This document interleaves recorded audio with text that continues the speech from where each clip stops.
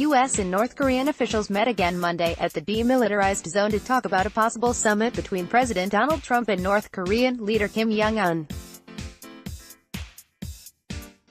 After calling off the talks Thursday, Trump said the June 12 summit in Singapore may very well take place as scheduled. "I truly believe North Korea has brilliant potential and will be a great economic and financial nation one day," Trump said Sunday on Twitter.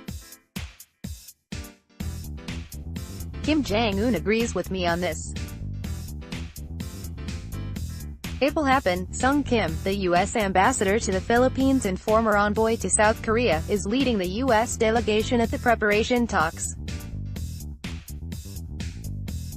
Reports say the meetings are expected to last until Tuesday. "We can be successful in the denuclearization of the Korean Peninsula. That would be a great thing for North Korea. It would be a great thing for South Korea. It would be great for Japan. It would be great for the world. It would be great for the United States. It would be great for China. A lot of people are working on it. It's moving along very nicely," Trump said.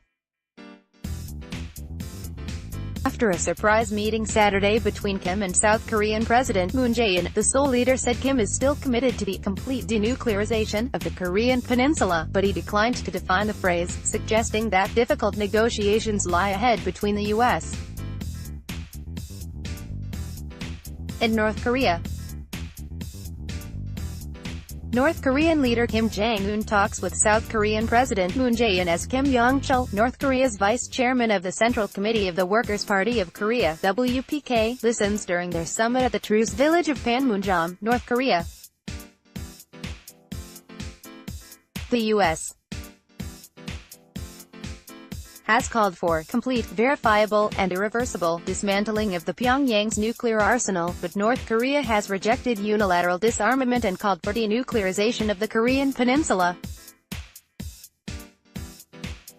Some U.S. officials remain skeptical that the U.S.-North Korean talks would lead to the end of the North's nuclear program. Senator Marco Rubio, a member of the Senate Foreign Relations Committee, contended on CBS News on Sunday that North Korea is playing a game. Kim Jong-un's nuclear weapons are something he's psychologically attached to. They are what gives him his prestige and importance. I'd love to see them denuclearize. I'm not very optimistic about that. James Clapper, a former U.S.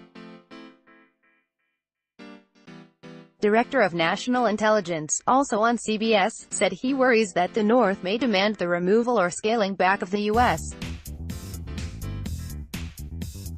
contingent of 28,500 troops in South Korea in exchange for denuclearization, although U.S. officials have ruled out a troop withdrawal. It is not exactly clear what made Trump change his mind about wanting to meet with Kim just a day after he called off their talks. Watch, for Trump, there's always a New Deal on the horizon. Trump was angered over the North's insult to Vice President Mike Pence, calling him a political dummy, and its threat to use nuclear force.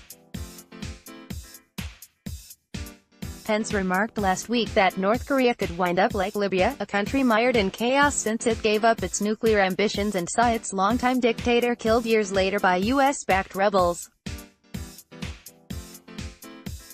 But Trump said Friday, "Everybody plays games," and noted North Korea's warm and productive reaction to his letter to Kim, canceling their talks. North Korean state media has reported on Kim's fixed will that a summit with Trump should go ahead. Moon and Kim met near the two Koreas' heavily militarized border. The leaders exchanged views on how to prepare for the North's possible summit with Trump, the South Korean presidential office said. After the meeting, South Korea's President Moon was upbeat. South Korean President Moon Jae-in shakes hands with North Korean leader Kim Jong-un during their summit at the Truce village of Panmunjom, North Korea, May 27, 2018. "It was like an ordinary encounter between friends," he said. "What's uncertain for Kim is not his intention to denuclearize, but the U.S.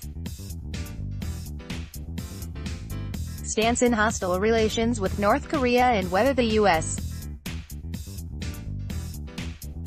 can really secure and guarantee his regime. Kim thanked Moon for much effort made by him towards the summit, and said he hoped to improve relations with Washington and establish mechanism for permanent and durable peace. Leaders of North and South Korea also agreed to meet frequently, the North's KCNA agency added.